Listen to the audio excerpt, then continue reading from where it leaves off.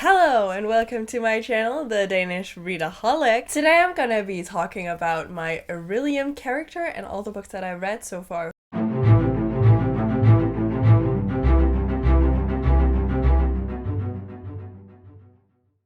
So I didn't really know how to intro this because there's a lot more to it. I'm also going to be sharing my TBR for the first part of the Orilium Academy thing, the first equinox, I think. Let's just get on with it, really. So my character, I named her Valora and she looks something like this. I have made like a couple, well, I haven't made it. There was this website, I don't remember, I think it was Pickaroo, where I did a bunch of different characters, all with similar styles. So I made like these also fit the similar style that I kind of wanted to go for with Valora, but this one is definitely my favorite of all the ones that I did, so I'm gonna use that. I'm gonna get into all of the stuff where we actually had to read books, but first I kind of want to introduce her personality as how I think of her. So I would describe her as like a female version of Damon Salvatore. So to me, that means that she is very mysterious. She will do just about anything to protect the people that she loves. She is walking the very fine line of what is right and what is wrong. She tends to do the wrong thing, but for a good reason. So with that being said, I feel like she's the person who would do what needed to be done in order to keep the people that she loves safe. So she would have no problem with killing somebody if it meant that her loved ones were saved. And in that way, she has a heart of gold, but she also is like, let's call it morally gray. I also feel like she hides her emotions. Like, she doesn't want to show people this heartwarming side that she has. She would rather stay cold and calm and not show people that she actually hurts and that she feels. I feel like that is how I would describe Valora, at least how I made her up in my mind. She also has no problem with having her loved ones hate her if it means that they're safe. That is also why she is fine with killing people, even though she knows that if I do this, I will keep them safe, but they will hate me for it. And then she usually goes for keeping people safe instead of having their her love returned. That is Valora basically in a nutshell. So yeah, I think now I'm gonna go through who she is and what books I read to fulfill the specific prompts. I had planned to do the gear up. I didn't, but I have still picked like a conduit and a guild's legacy. Let's just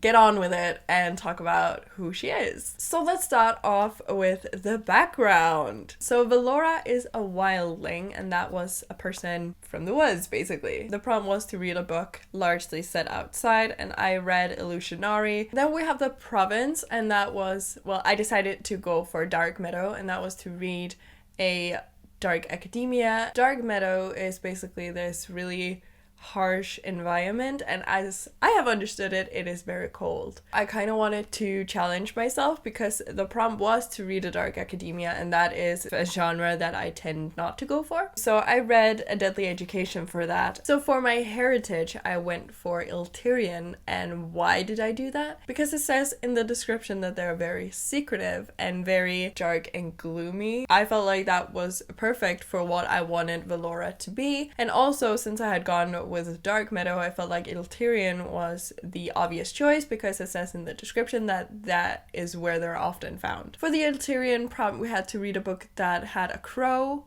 on the cover or that was red on the cover, and for that I went with Three Dark Crowns, which is red on the cover. Next up, I am briefly gonna go through the guild and guild legacy and conduit because none of them were things that we had to read books for. Well, we did for the guild's legacy and conduit, but I didn't. My guild is the Mindwalkers. So for the guild's legacy, I chose the Shadow Realm. Basically, we had to pick between realms that we would like to be able to explore, let's call it that. So I picked the Shadow Realm, where you would be able to slip into the shadows and basically also communicate with shadows, any kind of shadow being.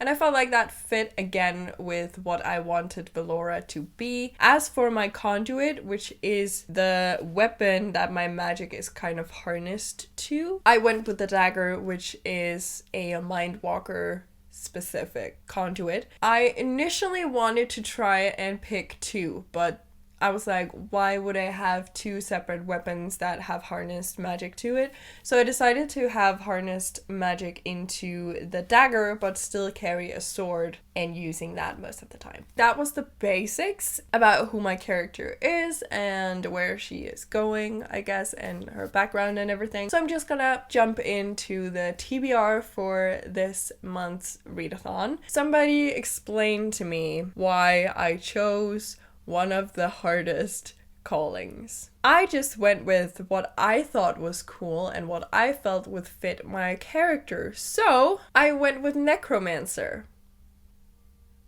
So basically I felt like there was a lot of interesting things with the Necromancer. One was that I would be working closely with healers and helping people at the last stages of their life. Also, if there was like suspected foul play in a person's death, I could then contact that person in the afterlife to have them help us figure out what happened to them. I can also raise an entire army of the dead, so like that's cool. I can also kind of like wield the power of death, and I am not completely sure what that means, but I feel like I would be, you know, close to invincible, and we like it. I feel like, again, it fits Valora's way of acting, especially when it comes to protecting the people that she loves. I feel like a necromancer would be fine with killing people if it meant keeping people safe. Necromancer has 8 prompts, and you cannot double up. So let's see how that goes. So let's get into the prompts and the what class they're for and what book I have chosen. So first up I have shapeshifting, and this time around the course focus is formation claws, and I had to pick a book with an animal that has claws on the cover. And I know that like I talked with Lizzie and Hannah recently about, does it have to show the claws on the cover, or does it just have to be an animal that actually has claws? Choices. I went with City of the Plague God by Serva Chetta. This is a middle grade that I am also reading for Hopathon, so in that sense, it is perfect. We have both a lion and a panther on here, and you can see at least the panther's claws, so we like.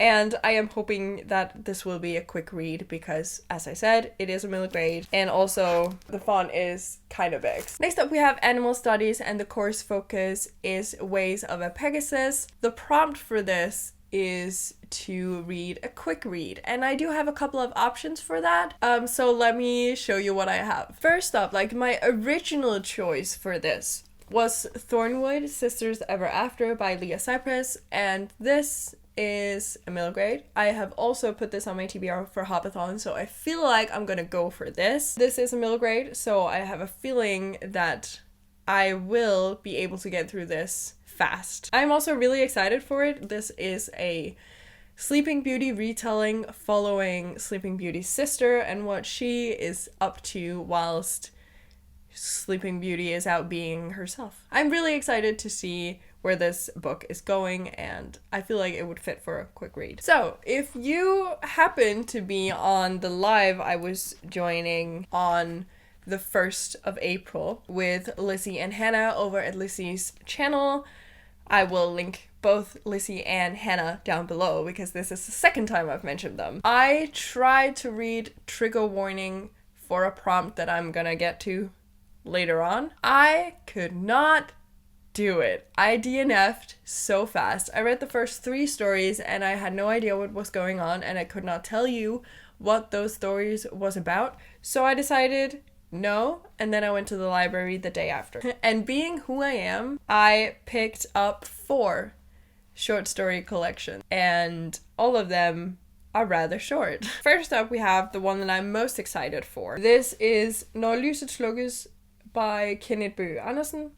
This is the guy who also wrote the Christmas calendar book that I read last year in December. I'm really excited for this. This is basically, I would call it horror stories, but maybe on a middle grade level. I'm not completely sure. I haven't read any of them, but I am actually really intrigued by this, and I feel like this would be a quick read. But the first of the short story collections that I'm gonna read is obviously gonna count for another prompt that I'm gonna get to. The others, if I read them, I might count them as quick read. That depends on what I'm feeling like picking up at that given point. All of them are Danish, so I'm just going to show them very briefly.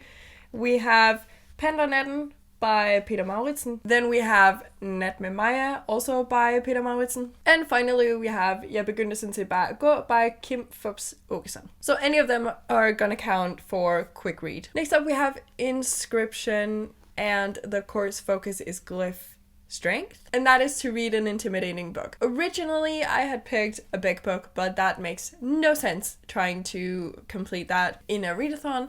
Then I had picked a hyped book, and no. So instead I went with a completely new genre for me. I picked this up at the library as well. I don't know why I went insane at the library. I went there to get one short story collection, and I was really open as to what it should be, which is why I picked up 4. And then I picked up 3 additional books that I was not planning to read this month, but well, we'll see how it goes. One of them fits, obviously, for intimidating book, and that is Horus Store by Grady Hendricks. I have been intrigued by this since I saw it, but I wasn't sure I was gonna like it, so I didn't want to buy it. And then I saw that they had it in English in my library, which is a find, to be honest, because the English collection that they have at my library is very, very limited. And it's usually classics and adult books. And I know that this is adult. You cannot, like, you have to be very, very lucky if I find a book that I'm actually interested in. And here we are. Then we have spells and incantations, and the course focus is anti-gravity spell. And for this we have to read short stories or essays, or just a short story or an essay. I'm just going to show them very briefly together. Again, I picked up these 4 books at the library. All of them are Danish short story collections. I'm going to be reading at least one of them. As I said, I had originally picked up Trigger Warning, but I DNF'd that so fast, and now I'm going to unhaul it so fast. So next up we have Conjuration, and the course focus for that is Conjuring of Light. And for that we have to read a book with a light source on the cover. I went with Daughter of the Moon Goddess because there's a moon on the cover, and I would count that as a source of light. This was also on my Hopathon TBR, I think. I know it was on my actual TBR because I managed to put it on, like, in my game, but I'm not sure that it's also in Hopathon. If it is, I mean, that's good because I'll probably also be able to use it for Realmathon, so, 3 for 3. I'm really, really excited to get to this book. Then we have Restoration, and the course focus is Cure Wounds. And for that we had to read a book that features healers. I went with the Prison Healer because there's just something about the title that makes me think that there is a healer of some sort in here. And I do believe that our main character is kind of like working as a healer in the prison. That counts. Also, I really want to get to this like ASAP, so as soon as I finish the book that I'm currently reading, I'm gonna be picking this up. Keep in mind that this has been pre-filmed and I do not remember when I'm supposed to post this. Yeah. So for the next course we have, or for the next lesson, we have lore, and the course focus is myths most known. That is a bitch to say when English is not your first language, to be honest. Myths most known. Huh? Myths most known. Anyway, we're supposed to read a mythology inspired book. I counted this: Legendary Ladies, 50 Goddesses to Empower and Inspire You. I already finished this, so that is 1 book down. This is a nonfiction about goddesses. I love this book so much. The illustrations are really great, and I feel like I learned a lot about the goddesses that I already did know, and obviously also about the ones that I didn't know. Finally, we have Demonology, and the course focus is Shadow Demons. So we had to pick a book with the word shadow in the title. At first, I was in between 2 because I thought that they were the only 2 that I had. I didn't want to read any of them, which makes me think that I should probably unhaul both. One was Shadow and Bone. I don't want to read it, to be completely honest, so somebody who has read them, tell me if I should or not, because I really don't know if I should. The other one I had was an adult that I've had for ages and I bought because of the cover. I am probably gonna unhaul that soon. I think it's Dreams and Shadows. But I found this on my shelf. Circle of Shadows by Evelyn Skye. This actually does not have the best reviews, so I am excited, but I am not hopeful. My expectations are low, let's say that, for this book. It is a chunker. I'm hoping to get through it fast. I think that the margins oh yes, let's talk about the margins. Okay, so the margins on the pages are very big, in my opinion, so there's not that many words per page, which makes the fact that this is a chunker feel like okay. If I DNF this, I'm gonna go back to the library and find a really, really short book with the word shadow in the title, or the word skygge in the title, because that's the Danish word for it. Okay, so that was that. This also took a long time to film. So, I don't know why I decided to do this to myself. I was in between 3 different callings. I think it was Necromancer, Demonologist, and Illusionist Rogue. And Necromancer was the hardest one. For the last 2 months, in total, I've read 5 books. Why do I think I can do this? No words. Thank you so much for watching. Please leave a comment telling me if you think I should read Shadow and Bone. Also, tell me a little bit about your Orilium character. Let me know if you have a video up about it. So just, let me know. I'll go through your channel and I'll find it myself. If you want to let me know that you're here but don't know what to comment, you can always leave a green heart. If you like this video, please hit the like icon, and if you want to see more of my bookish content, please consider hitting that subscribe button. It would mean the world to me. And until I see you next time, bye!